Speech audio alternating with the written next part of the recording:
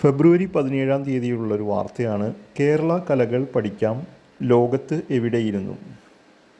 ലോകത്തിലെ ഏത് കോണിലുള്ളവർക്കും കേരളീയ കലാരൂപങ്ങൾ പഠിക്കാനും പരിശീലിക്കാനും ഡിജിറ്റൽ ആർട്സ് സ്കൂൾ ഒരുങ്ങുന്നു.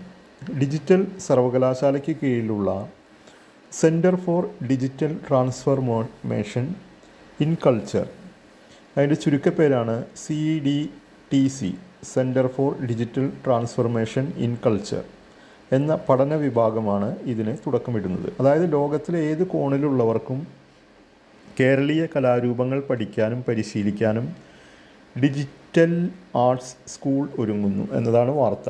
അപ്പോൾ അതിൻ്റെ പേരാണ് centre for digital transformation in culture, CDTC.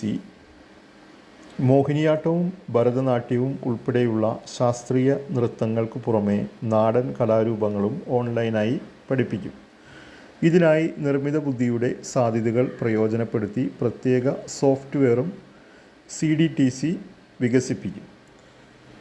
കേരളീയ കലകളുടെ ആഗോള പ്രചരണത്തിനും വരുമാന മാർഗമൊരുക്കി കലാകാരന്മാരെ പിന്തുണയ്ക്കാനും പദ്ധതി സഹായിക്കും എന്നാണ് വാർത്ത.